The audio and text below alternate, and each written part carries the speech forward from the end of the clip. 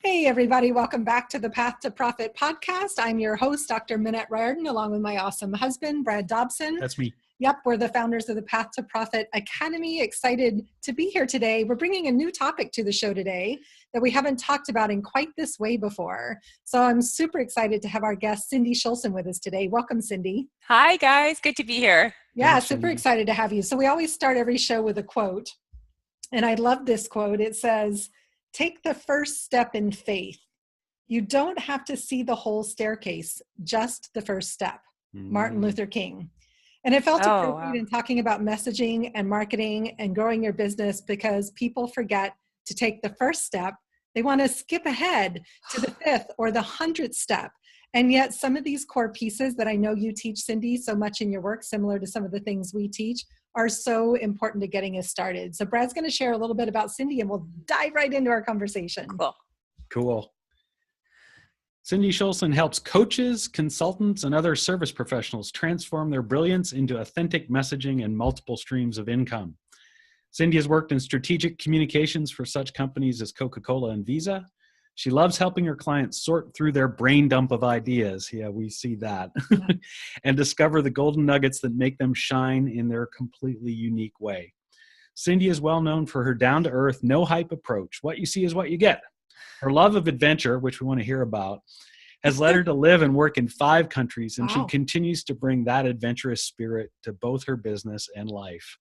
Welcome again, Cindy. Hey, guys. It's good to see you guys. And it was fun to meet you in person. So it was super fun. It's always fun to share with people how we get to know our guest on the show. So Cindy and Brad and I met last December at a retreat for other coaches and transformational leaders in our industry. It was a great event. It was great to meet you in person. So, and I think I told you in person, I've been following you online for years, watching what you've been up to and what you've been doing. You've been in this business a lot longer than we have, and it's really impressive to see. I didn't know that, Minette. Oh, that's cool. Thank you. Yeah, I have. Your name was so familiar, and I've watched a lot of because I'm like a total marketing geek, Cindy. I love watching people's marketing and funnels and seeing other people that are teaching similar things and how they teach it.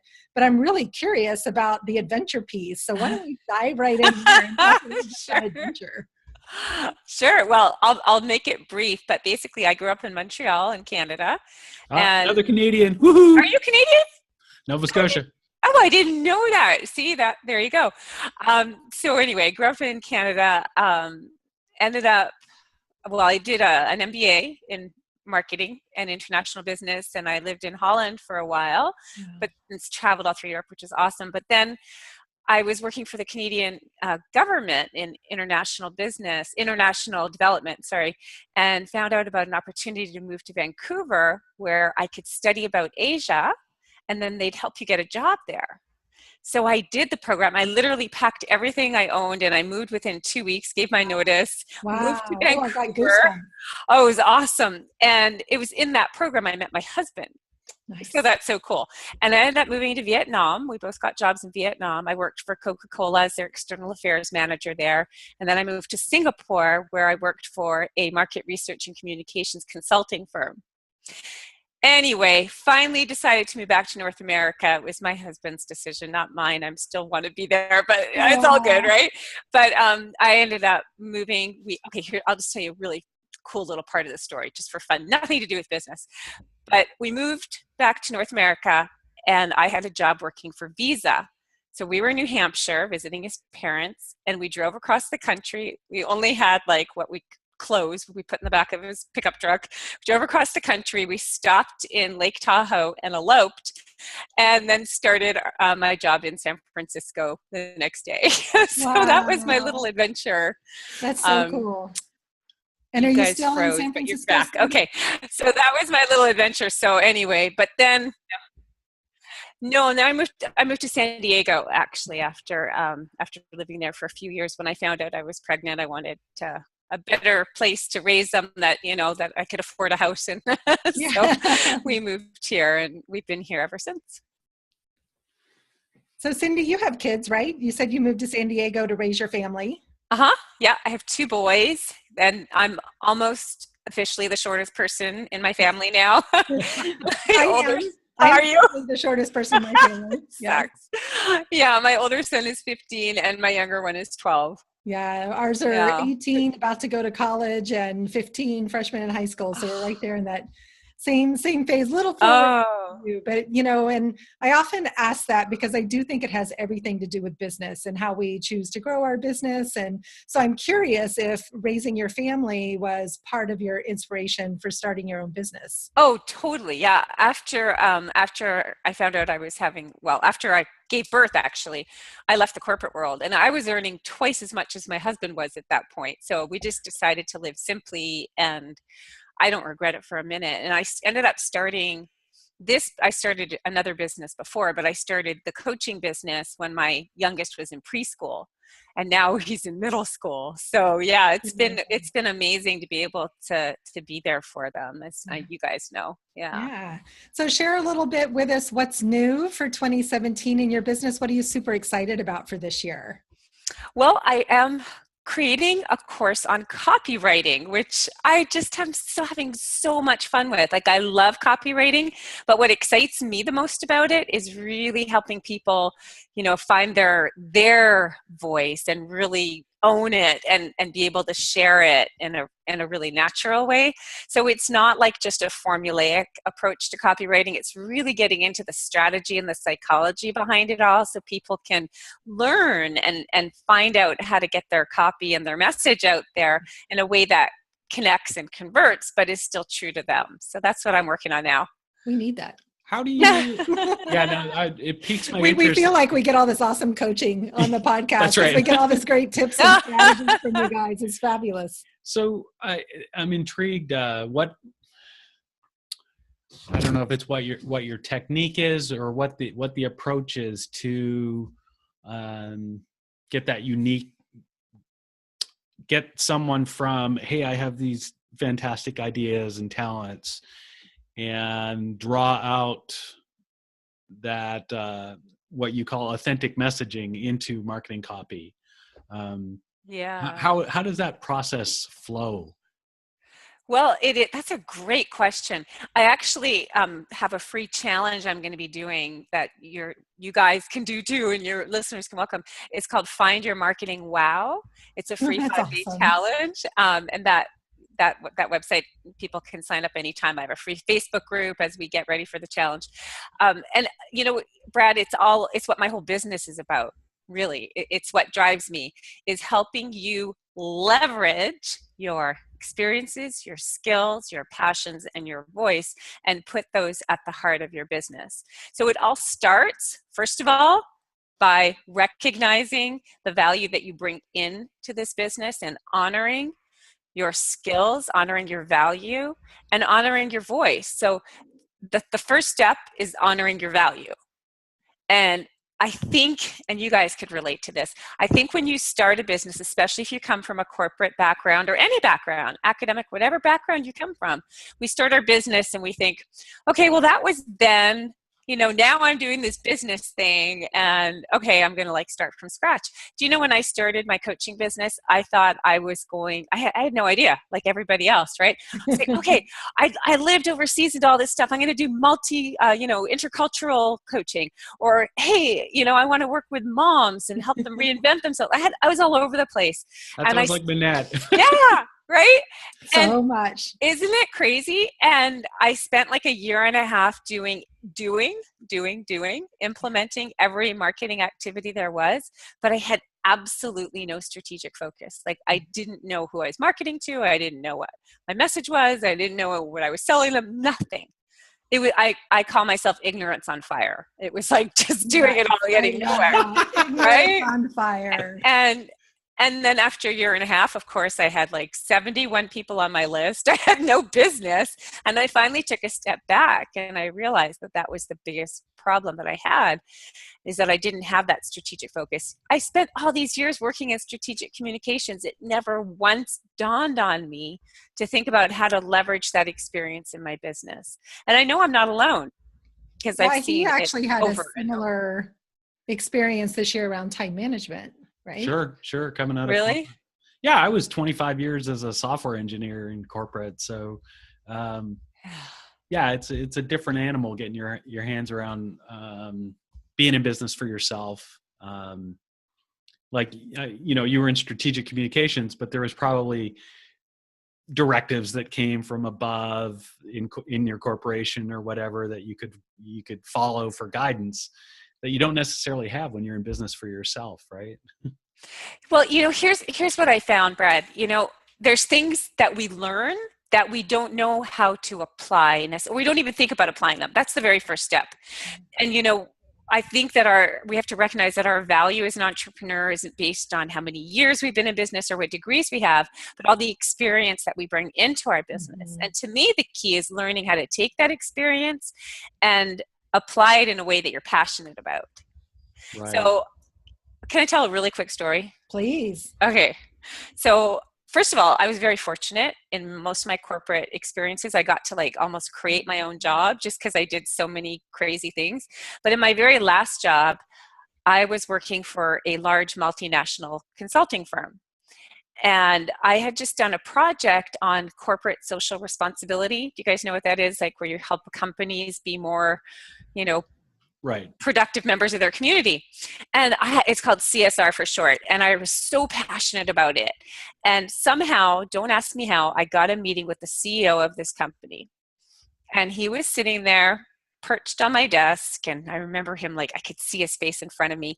He had this beard and these wireless glasses. And he was just staring at me and stroking his beard as I pitched him on why we should start this CSR division. And I just thought he was eating it up. And I get to the end and I expect him to say, "Great idea, Cindy." And he looks at me and he says, "There's just not enough money in that. We're not going to do it." And I just remember, it wasn't even a kick to the gut. It was more like a light bulb. Yeah. And it's just you know what? One day I'm going to do what I'm passionate about. And I'm I'm just going to do that. I didn't even know it was going to be entrepreneurship at that point. But, I just think that we have all this experience and we have to leverage it, but we also have to tie it into our passions. Mm-hmm. So we have to work with the people that light us up. Yeah. And we have to do the kind of work that we love, because isn't that why we started our business to begin with? It totally is, which, it's so just talk a little bit about the concept of messaging and the impact that it can have when you have a clear message in place. Awesome. Okay, so the very first part is getting that clear strategic focus. That's an important part of your message. Otherwise, you're talking to everyone about everything. Or as one of my clients said, "I feel like I'm running around trying to hug everybody." And I just love it. That's awesome. I resonate with that one. Yeah, I love that. So that's the very, very first part. So I call that the head piece of it. Yeah. Is knowing analytically, okay, so here's who I help, here's what I help them with, here are the results they get. And I'll be honest with you guys, for the first couple of years of my business, after I found my focus, I was operating completely from my head. And it finally dawned on me one day that I needed to connect more from the heart. And here's the way I look at it, is that we all know that people buy on emotion and justify with logic. We've all heard that expression before, right? Mm-hmm. So people buy with emotion and justify with logic. So we all know that our messaging has to connect with the hearts and minds of our ideal clients, right? That's an easy A equals. And yet people resist it, Cindy. They resist niching down. They resist focusing. They resist the strategic part of it, right? But that's not even the niching part. The niching part was the first part about who do you help and what do you help them with. Yeah. What I'm talking about at this point is knowing that you don't just have to speak to them in a way that connects with their heads. You also have to connect with their hearts. Mm-hmm. And the way that I see it, the only way to really do that is to put your heart and your mind in your message. Yeah. If you want to make that connection, that really authentic connection, that people hear your message and they go, "Oh my gosh, I have to work with you." Because the reality is there are a gazillion people who do what you do. So you need to be able to take your stand, and that is what's going to connect people with you emotionally, to make them go, I want to work with you. I can't tell you how many times, like we all do our intake forms when somebody applies for a discovery session. And I can't tell you how many times people say, I connected with you because of your message. Mm-hmm. And that's what I help my clients do, is not first the strategic focus, but then also putting their heart and their mind in their messaging so that people have that connection with them. As the way I look at it is, we want our clients to value not just what we do, but who we are. Right. That's a beautiful way to put it. I love that. Yeah. So this is fantastic. And this aligns so much with a lot of the themes that we see in our company, we see in our clients, and we talk about on the podcast quite a bit. I think one thing that we see our clients struggle with is actually is the vulnerability level of actually being able to step forward, and like they kind of get the logical part, but they don't feel enough personal value to put themselves out there in that way, put their emotions out there. Yeah. Do you find that you're working with people on those mindset issues a lot? Yeah, I think you're absolutely right. Yeah, I do. And I struggled with it myself. Remember, I said for the first 2 years I was coming straight from my head. And it's not like you just, and I'm a pretty private, introverted kind of person, to be honest with you. And so I know how hard this can be. And I don't think for everybody it's like pulling off the Band-Aid. It's more like peeling back the layers of the onion for some of us. And that's okay too. You don't have to jump right into the deep end. You can walk into the water at your own pace, but you got to be walking. So I just feel like you can start with what you really stand for in your business. What is the big idea that you want to share with the world? And that's a pretty safe place to start, but it's incredibly enlightening. Once you know what your stand is, once you understand like what it is that drives you in your business, and you can put that in your messaging, that creates a really valuable connection. And then the layers of the onion will keep coming off, and you'll share more of your vulnerability and more of who you really are. And it'll happen over time. And I think just kind of forcing somebody to, do that all at once isn't realistic for everybody. So that's where the coaching part, you guys know, that's where the coaching part comes in. We have to work with each person as they are and just celebrate and honor who they are. And I think that vulnerability is one of those big buzzwords right now, thanks to the brilliant Brene Brown, who I adore, and along with authenticity and all these things that we're being called to do. And they all matter so much. And yet I think, in fact, I was listening to a Brene Brown audio yesterday, and she said, we can overshare as well. And I think maybe people are afraid of oversharing as much as they are of sharing at all. Or that when we talk about vulnerability and authenticity, that we're talking about, sharing all the skeletons in our closet. And that's not really what authenticity and vulnerability mean at all, from my perspective. And so the stories that we learn to share are the ones where we've had shared experiences with our clients, right? So when you're peeling back the layers, like you've modeled this beautifully already today, like just sharing where you were when you started your business and how frustrating that was and how you were all over the map. That's not an easy thing to share, even though so many of us have been there, but it makes you so approachable. It's like she gets it. She's been where I am now, right? And so I think helping people to understand what the sort of safe parameters of that visibility piece are really helps as well. That's a really interesting perspective. And, sometimes I think I've seen it done where they've done it so many times, they've told the story so many times, it loses its authenticity. Yes. It's like it feels rehearsed, Yeah. So I just think like that story I just told you about, the Burson Mars, I wasn't supposed to say the name, about the consulting firm. Didn't understand what you said. About the consulting firm. Like, that's a story I just started feeling into recently, and I've told it a couple of times, but it just like, it's such an important turning point for me. So it's not like you have one story, right? There's all these different stories, and you want to be able to like know what some of those stories are and always find new ones. Like I just did the Facebook Live the other day where I was talking with my 12-year-old son, and he's like, Mom, and he's not, my 15-year-old's the type A. This guy is like, he's a hockey player. He's like, whatever. He doesn't, he's not all about getting straight A's, but he tries. He really does. But he said to me, he said, Mom, I really think I need to know what my career is now so I can get started on the path and get there faster. And I was like, this is coming from him. That was my first reaction. Then I said, you know what? It's not like life is like this linear path. Every step you take, there's going to be stepping stones, but you got to enjoy the ride. And it's okay to do a zigzag. When I look back over my career, some of the steps I took were really zigzaggy, but it's okay because we learn from them and we grow from them.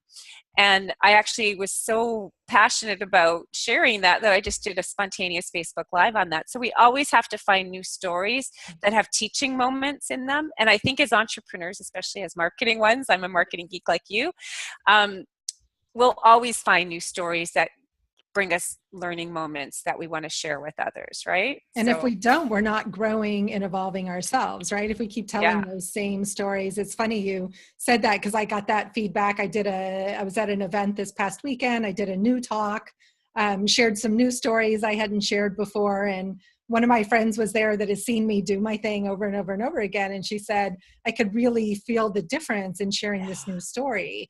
Right? It didn't have that feeling. And I thought that's so helpful. We have our big summit coming up March 24th to 26th. And I share the same story at the beginning of the summit because it's so in alignment with what I'm teaching at the summit. But it was such a good reminder to how can I refresh that, renew it, change it, shift it up so it doesn't feel stale to me in the telling because it's new to the listeners, right? But if it feels stale to me, it's going to land that way with them, which brings me to a curious question. What are some of the common mistakes you see a lot of entrepreneurs make when it comes to their messaging?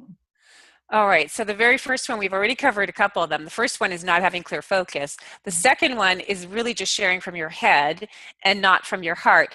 And the third one is not giving yourself the space to allow your message to evolve, which is what we're talking about right now. To me, and especially when I worked in strategic communications, we wouldn't create like one message. We create a messaging platform. And that's what I help my clients do. So there's various levels or layers of your platform. Think of the umbrella of it that is really the heart of your brand is your core message. And that's really what you stand for in your business. Those are your values in a sense. They're very aligned with your values.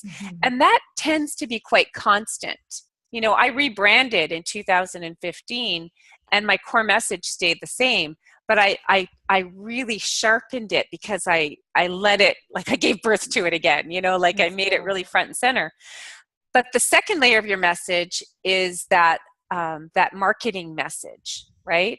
And so that part's going to evolve because what you help your clients with, the results you help them get, that's going to change. And it's not like you create a messaging statement and you're done. You've got to you got to share it and get feedback and let it evolve.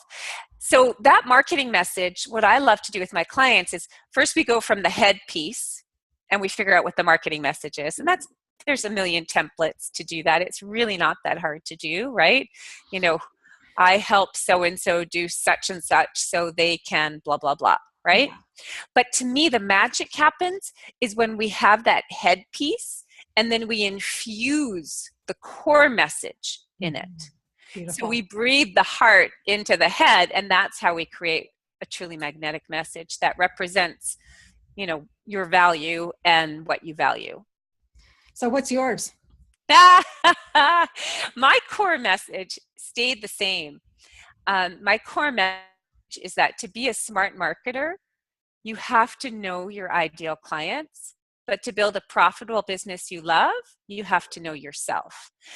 And the funny part, guys, I was doing an interview similar to this. And I said that, I hadn't even written it out. It just kind of flowed out of me. And the interviewer stopped me and said, wait, say that again. Say that again.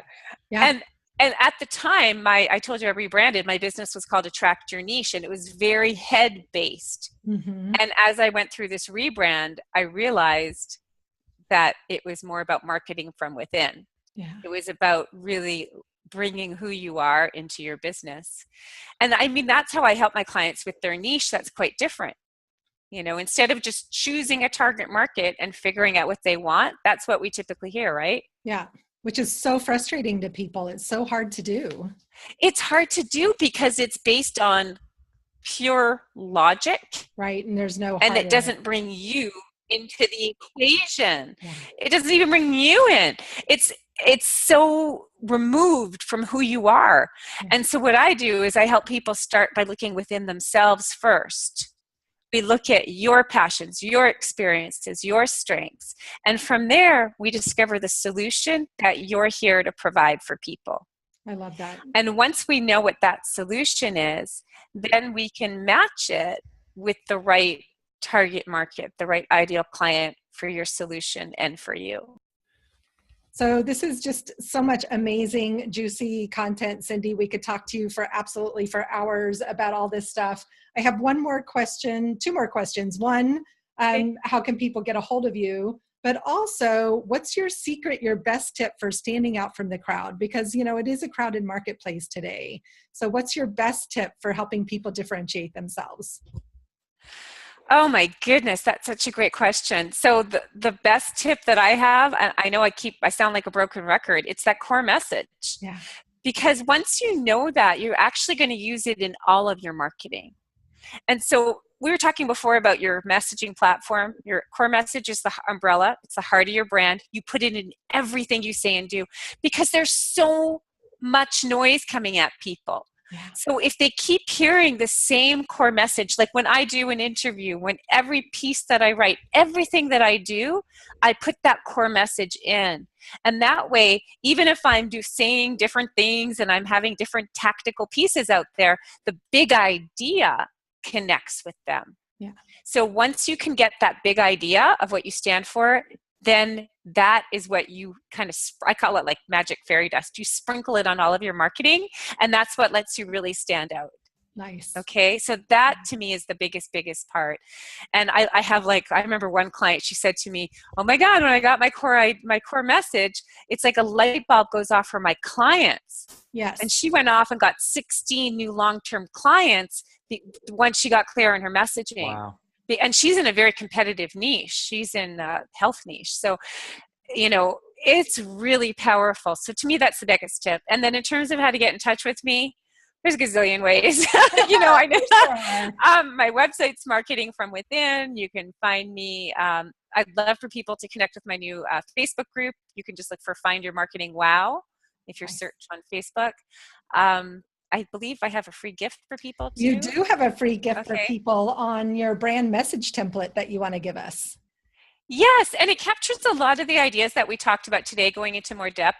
And that word template, I almost feel like calling it an anti-template, because template is, it's not just like, here's the formula. It really goes into the strategy behind how you put this message together. Yeah. And I also say in it, it's something that will evolve. It's not like a sentence that you memorize. That's not what your message is. Yeah. Your message is so much more powerful than that. And people can find that free gift super simply at brandmessagetemplate.com. And we'll have that in the show notes. Yeah, you make it so easy, right? Brandmessagetemplate.com. I love Find Your Marketing Wow. And did you mention at the beginning that you were doing a challenge as well? Yeah. I think at findyourmarketingwow.com, they can sign up. I don't remember what I have there now, actually. But anyway, I will go check it out and put it in the show notes. Yeah, okay. I'm starting it. I don't know when this is going on the air, but I'm starting it in March again. And my free Facebook group is running even now. I ran the first challenge through there, and we're going to start the other one in a couple of weeks. Yeah. I'm really excited about it. And you know what's really cool, you guys? I won't give away too much, but when I went through that challenge again, as I rewrote it, I found one of my wows that I hadn't even seen. Oh, wow. Very cool. You said wow. I got you to say wow. Yeah, you got me to say wow. That's so cool. Good stuff. I love challenges like that. That's so fun. I think it's a great way for people to get themselves out there, but also for them to get a taste of you. So I think there's such a win-win, both to host and participate in from a marketing perspective. Yeah, that was another layer of the onion that had to come off because I had to start doing Facebook Lives as part of this challenge. Oh my God, that was so scary, but I did it. Yeah, Yeah. Manette's But in you the did same it. place right now, I Yes, think. Are you? I've been painting and talking about marketing at the same time on my Facebook Lives. I caught one of yours. It was awesome. You were drawing this canvas where you Yep. were teaching. It was Yes. so cool. Good for you. Yeah, it makes it more fun for me. Plus, it's a great excuse to have 15 minutes to make art during the middle of the day when I'm. I love it. My core Good for you. message is that when we play, we make money. And the Oh, I more love we it. creative play into our business, then the more fun we have doing the parts that feel hard or that we're making up stories that marketing is hard. And if we just bring some creativity to it, it's actually a lot of fun. Oh, I love it. Oh, that's awesome, Annette. Yeah, Good for there's you. nothing like getting clear about your ideal clients to make the messaging piece so much easier. So it's just, I love that you're supporting people with this. I love what you're up to. Can't wait to hear more about your new copywriting course, which sounds amazing. And we're so grateful for the time today. Sorry about the technical challenges. That's all good. Thank you, guys. I feel like I'm in person with you again. It's so I know, cool. it's so much fun. Yes. Fun to chat. And once you get the new course going, we'd love to have you back on to share about that, because copywriting, it's one of those skills you have to master. And I think it's one of the skills that's important not to outsource, right? Like, I'm a big fan of outsourcing so much, but you really have to be able to write your own copy in your voice. And I love that where you're going with the marketing from within messaging. Beautiful. Thank you. Thanks, you guys. Yeah, fun to have you. Take care, Cindy. So I'm Bye, Dr. Manette guys. Riordan. This is Brad Dobson. We The got to do outro. our ending. This is where we get really silly. More silly than normal. Yeah. You guys are so cute together. I have Thank to tell you. you. We're Path to Profit Academy. We do have a lot of fun stuff going on. You can check us out at pathtoprofitacademy.com. And we're going to go find some of that marketing wow. Cindy, thanks again. Awesome. Thanks, guys. Bye now. Oh, Oops, wrong one. wrong one. Wrong button. No!